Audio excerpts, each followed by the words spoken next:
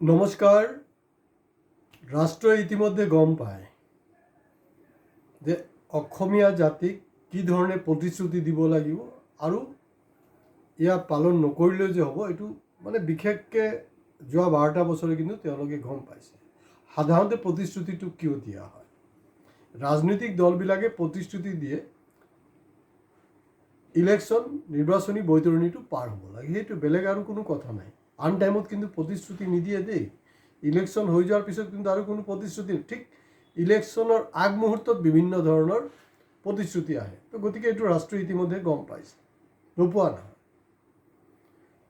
অসম চুক্তি যে হ'ল, অসম চুক্তিৰ মই বেছি মাৰ পেছলৈ মই নাযাওঁ, চিধা চিধি কথাটো হ'ল তাৰ যি 6 নম্বৰ দফা, 6 নম্বৰ দফাক বাস্তৱতে এইটোক ইমপ্লিমেণ্ট কৰা হ'লে বিভিন্ন ধৰণৰ যি জটিলতা যে আমাৰ আছে অসমত, এই সমস্যাখিনি যথেষ্টখিনি কমিলে হয়। আৰু এই 6 নম্বৰ দফাত কি কৰি আছে আপোনালোকে মনত পেলাওক দেই। কাৰণ মোদীয়ে কৈছিলে যে প্ৰতি বছৰে 2 কোটি নিবনুৱাক চাকৰি দিব, মনত আছেনে? 100টা স্মাৰ্ট চিটি, 100টা স্মাৰ্ট চিটিৰ মাজত তিনিচুকীয়াও আছিলে। কি হ'ল খবৰ নাই। ঠিক আছে, তেনেকৈ আৰু প্ৰতিশ্ৰুতি আছিলে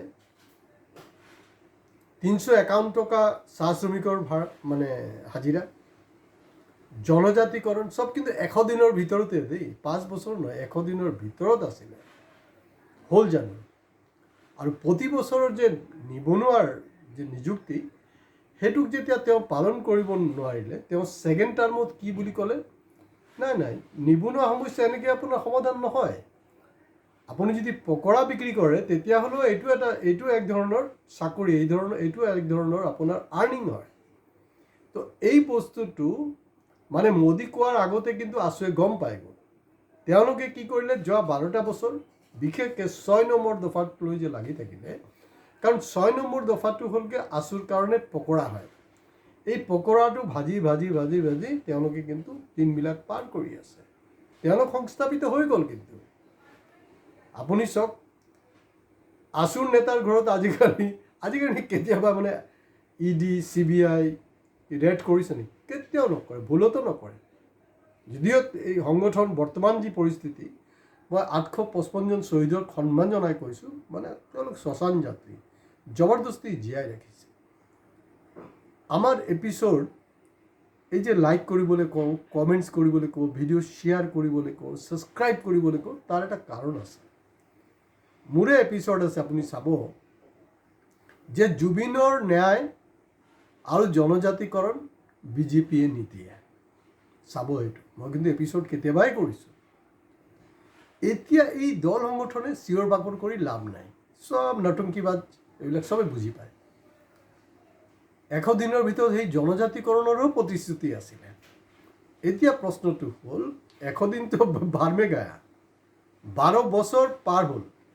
এতিয়া তেওঁলোকে কৈছে যে না, জনজাতিকৰণ যথেষ্ট জটিলতা আছে, সেইকাৰণে তেওঁলোকে কৰিব পৰা নাই। তো তাৰমানে কংগ্ৰেছৰ সময়ত ইমান জটিলতা নাছিলে, সেইটো খালি অমৃতকালতহে জটিলতাটো হৈছে। তো গতিকে সেইটো তেওঁলোকে নেকি কৰিব পৰা নাই। ভাল কথা, তেতিয়াহ'লে প্ৰতিশ্ৰুতি কিয় দি থাকক। আৰু সংগঠনে তিনিচুকীয়া চহৰত 30,000 মৰাণ সম্প্ৰদায়ৰ জনগোষ্ঠীৰ মানুহ কিন্তু জোৰ সমদল ওলাইছিলে ইয়াতে জনজাতিকৰণৰ পক্ষত। আৰু তাৰে কম্পিটিশ্যন লৈ মটক ৰজাৰ ৰাজধানী তিনিচুকীয়া, মানে তদানীন্তন বেংমৰা, যোনটো দাবী সদায় তেওঁলোকে কৰি থাকে, এই ৰাজধানীৰ দাবীত কিন্তু 50,000 ওলাব বুলি কৈছিলে। কিন্তু জুবিনৰ মৃত্যু 19 ছেপ্টেম্বৰ 2025 হোৱাৰ ফলত কি হৈছে, সংগঠনৰ নেতাগিলা মানে বাচি গ'ল। কাৰণ তেওঁলোক কৰিব নোৱাৰিলে, কাৰণ জুবিনক লৈ সবাই শোকাগ্ৰস্ত। আচলতে শোকাগ্ৰস্ত নহয়, ক'লে ভাই তই মৰি আমাক বচাই দিলি, কথাটো সেইটোৱে। 2025 19 ছেপ্টেম্বৰৰ পিছত এতিয়া দেখোন 2026, 27, 19 ছেপ্টেম্বৰ আহি থাকিব গৈ থাকিব। কেলে 50,000, কেলে 5,000 মটক জনগোষ্ঠীৰ মানুহ ওলাব পৰা নাই? আজি যদি এখন বেংমৰা ৰাজধানী নামাকৰণ হ'ব লাগে তেতিয়াহ'লে এইটো কেলে কৰিব পৰা নাই, কাৰণটো কি? তো গতিকে এইটো গোটেই ড্ৰামা হৈ আছে। এতিয়া শেহতীয়া কথাটো হ'ল যে তেওঁলোকে কৈছে যে নাই, জনজাতিকৰণটো সম্ভৱ নহয়, মিউজিয়াম বনাব। ভাল কথা, তো মিউজিয়ামত কি থাকিব সেইটো এটা ডাঙৰ প্ৰশ্ন। কাৰণ জনজাতিকৰণৰ মোৰ ভুল হ'ব পাৰে, আপোনালোকে কমেণ্ট বক্সত বিন্দাছ কমেণ্টছ কৰক, কওকচোন বাৰু। জনজাতিকৰণৰ আন্দোলনত একজনো শ্বহীদ হৈছে নেকি? আপুনি তাত কি লগাবতো, কি লগাব, কি বস্তু দিব আপুনি তাত? মিউজিয়ামত কিছু থাকিব লাগিবতো। গতিকে আপোনালোকৰ হাতত এটাই মানে অপশ্যন আছে, যিমান জনগোষ্ঠীয় নেতা জনজাতিকৰণৰ নামত MLA হ'ল, MP হ'ল, মিনিষ্টাৰ হ'ল, আৰু কিছুমানতো সেইটো পোৱা নাই, কিন্তু তেওঁলোকে বিভিন্ন মানে নিকায় নিগমত কিন্তু তেওঁলোকে নিযুক্তি হৈ গ'ল চেয়াৰমেন হিচাপে।